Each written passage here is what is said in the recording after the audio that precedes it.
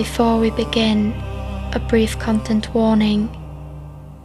This episode contains references to violence against children and sexual abuse.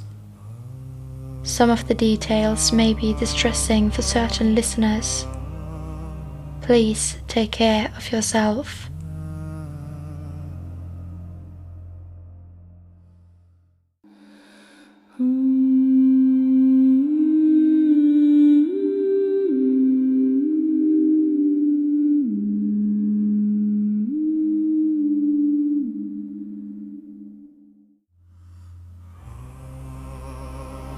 In the last episode, we were taken back to May 2000, when two young girls disappeared after a swim in a recreational area in this small Norwegian coastal town, Kristiansand. What started as an ordinary evening quickly turned into a massive search operation when the girls went missing. Over the next few days, their clothes were found, stained with blood and hidden away. Then the girls were discovered murdered. The shock rippled through the entire city. For a long time the case was left open, but when the police got a DNA match from a hair found at the scene, the police finally made an arrest, or rather two. The hair found at the crime scene was a pubic hair. From it, they were able to extract a DNA profile, and it matched one of the individuals the police had already looked into during the investigation, 19-year-old Anderson. The police now had enough evidence to make an arrest, but they weren't just gonna arrest Anderson. They were also preparing to arrest his best friend, 21-year-old Kristiansand. Had the city finally found out who was behind the horrific events in Baneheia? Before we move on, we need to take a step back to look at how Anderson and Kristiansand became a part of the investigation in the first place. Over the months following the murders, police pursued several theories and potential suspects. In addition to investigating the area nearby where the town's drug users usually hang out and the nearby psychiatric hospital, they also received a number of tips with names of men who for various reasons were seen as worth looking into. Among those names were Anderson's and Kristiansand's. The boys had a certain reputation around town. They were known for causing some trouble, always seen together. They were often described by others as a bit childish and odd. They used to play in the way younger children usually do, like pretending to be soldiers fighting each other in the woods, far into late teenage years. This, alongside other things, like that they were known to have strong emotional reactions or outbursts, that they had a weird preference of hanging out with younger children, and rumors of inappropriate behavior, made them strong suspects that were worth looking into.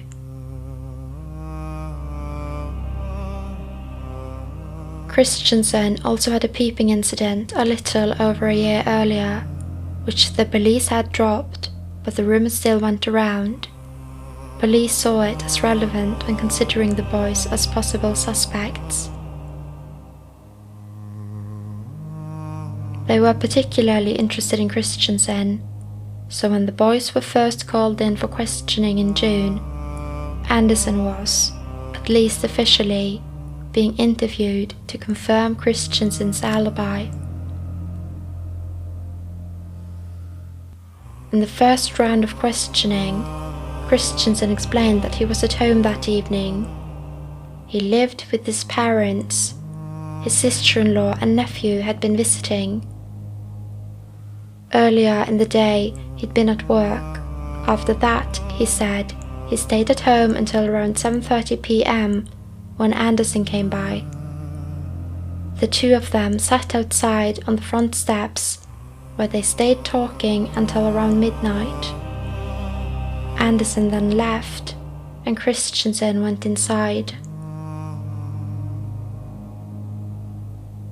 He said he couldn't remember whether he'd used his mobile phone that evening.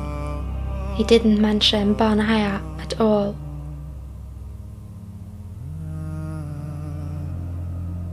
His parents were looking after the nephew that night, while the sister-in-law was visiting someone. She had already put the boy to bed before she left. When Kristiansand's parents decided to go for a walk later that evening, Kristiansand took over watching the child. This would have been around 10 p.m. The little boy was still asleep and slept through the entire time Kristiansand was keeping an eye on him, and he likely did so from the stairs where they sat, outside, just keeping an ear open in case he were to wake up. Both his parents and sister-in-law have later confirmed this timeline.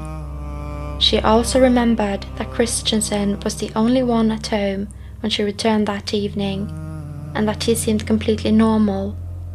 Nothing seemed off about him. Then we have Anderson's account of the evening. He said he had gone up to a car park by the Black Lake, one of the entrances to the recreational area where the girls were found, at around 6 p.m. He was supposed to attend a running session with the Youth Home Guard, a military youth program offering basic training to teenagers. These running sessions usually took place there on Friday evenings from 6 to 8, but that night no one else turned up, so at around 6:15 he decided to go for a run on his own. He said he took a different route than usual and didn't actually enter the area itself. He claimed to have run for a while and that he went directly to Kristiansand's house afterwards.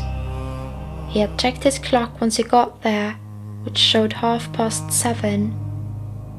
He then essentially confirms Kristiansand's story, that they sat outside until just before midnight. But he added something. He said that sometime between 8:30 and 8:45 p.m. he went home briefly to shower and then returned to Kristiansand's place afterwards. Their accounts mostly align, but take note of this detail. The Youth Home Guard did not have a running session that day. In fact, there had been no training that week at all, nor any other week, not at that time, nor at that place. There was no session Anderson could have confused it with. So why did he lie and make that up? During this point of investigation, tips continued to pour in. One came from a man who had been out walking in the area at around 5:30 p.m. that evening. He told police he had seen a young man around the age 18 to 20 standing on one of the tracks, looking deep into the woods, as if he were searching for something or someone. The witness says the man stood out and that he encountered him again later on his walk. He was still there. He didn't recognize the man, but in light of the events, he felt it was worth reporting to the police. Police ask if he's willing to look at some photos to try and identify the person he'd seen. He agrees. They lay out a series of photographs in front of him. He points at one and identifies the man whose picture he pointed to as the man he saw that day, and the man in the photo, the man was Anderson. Anderson gets brought in for another interview and is confronted with this witness statement, but he sticks to his story. He insists he hadn't gone beyond the gate by the Black Lake, the entrance, and maintains that he had only been at the car park for his run. He denies having been further into the woods at any point that day. But it didn't end there. Another witness comes forward. This man had been at the car park at the Black Lake that evening, shortly before 6 p.m. He says that while he was parking his car, a boy cycled past him on a red and yellow off-road bicycle, heading past the gate and into the woods. A minute or two later, the boy came back, but this time he wasn't alone. With him was another boy on foot. The bike's description matches Kristiansand's bike. The bike is rather distinctive, which makes it highly likely that it was in fact his bike. If Kristiansand had been there that night, past the gate, with another boy, then the other boy most likely was Anderson. Both boys are brought back in for further questioning. Before police even get to confront Kristiansand with the witness's testimony, he offers up new information, unprompted. He says he had forgotten to mention something during his last interview. The police let him talk. He now explains that a few weeks earlier, he had bumped into a former youth club leader who told him he had seen the two boys up there that day. That conversation made him remember more. Connect two dots, if you'd like. He had been up there at the car park near the Black Lake that day. He had locked himself out of the shed, a small shed near his house where he and Anderson often hang out. A safe space for only the two of them. The only one who had a spare key was Anderson. He called over to his house, but it was his father who picked up the phone. Anderson had gone to the car park in question to wait for the youth home guard, since they were supposed to meet there for the run. Kristiansand then decided to jump on his bicycle and cycled up there in hopes of catching him. He found him by the playground next to the car park, where he sat waiting on a fence. This didn't match what the witness had said. The police point out that his story doesn't line up with information they have. They ask if he's sure he didn't go further in, past the gate, that evening. Kristiansand pauses, then says that he did. He explains that he had first cycled all the way up to the swimming spot at the third stamp in hopes of catching Anderson there. When he didn't, he turned around and cycled back. That's when he first met Anderson, near the gate, and together they sat down by the playground. Anderson is then asked about Kristiansand's updated account. He confirms that they had met at the car park that evening, but says he sat on the gate, the entrance gate, when Kristiansand arrived. He repeats that he had not been beyond the gate. When the police confront him with the fact that a witness had seen both of them coming from the trails behind the gate, Anderson changes his story. He now admits that he had in fact been further in than he originally claimed. He now says he walked around the Black Lake and that he was about 10 meters past the barrier when he ran into Kristiansand. He explains that his earlier version had been a mistake, but what he now is saying is the truth.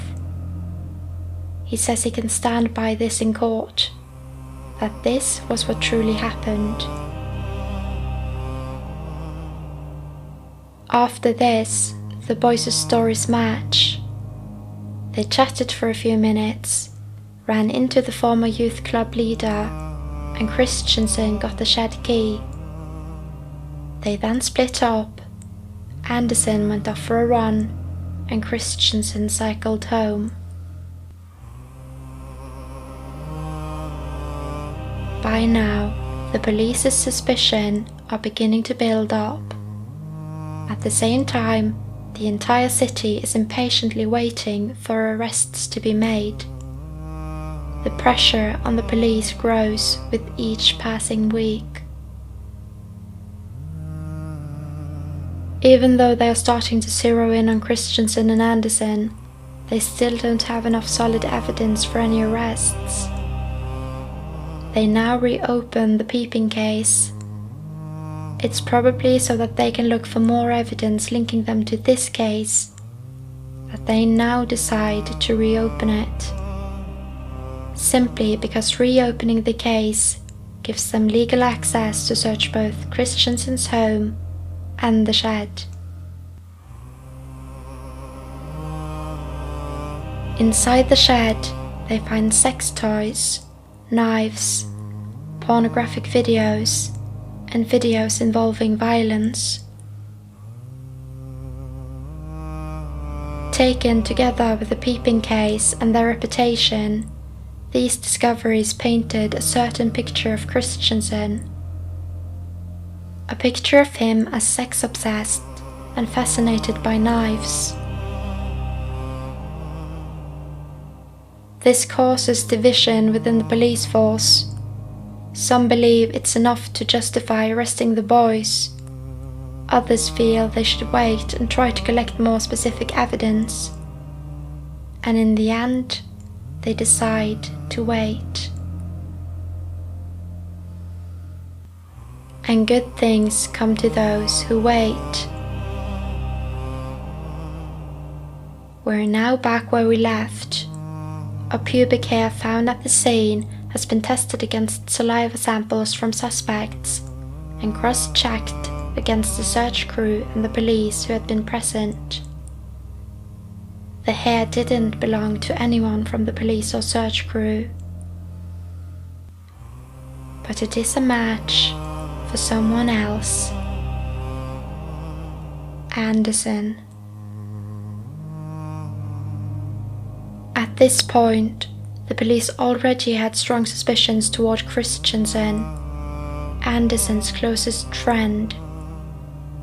They focus heavily on the fact that both boys had been seen together at one of the entrances that evening.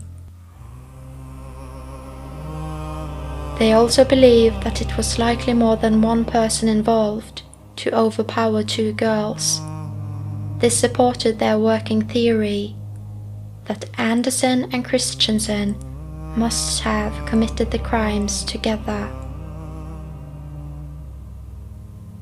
The hair wasn't the only DNA sample they had found. There are several DNA samples being tested in Spain, which they are awaiting results from. DNA testing is still relatively new, and the decision to send the samples to Spain was made because they had better knowledge and equipment to hopefully extract DNA from these smaller samples. Despite not yet having received the last DNA readings, and not having any DNA or other solid evidence linking Kristiansand to the case, the police decide to arrest both boys. They strongly believe that Kristiansand too is involved and that there are two perpetrators. Because of this, and the fear of him potentially destroying evidence if they only arrest Anderson, they have to take them both. And with the DNA match nailing Anderson to the crime scene, it was time to act. One of the boys is about to confess immediately, but which one? And what exactly will that confession reveal?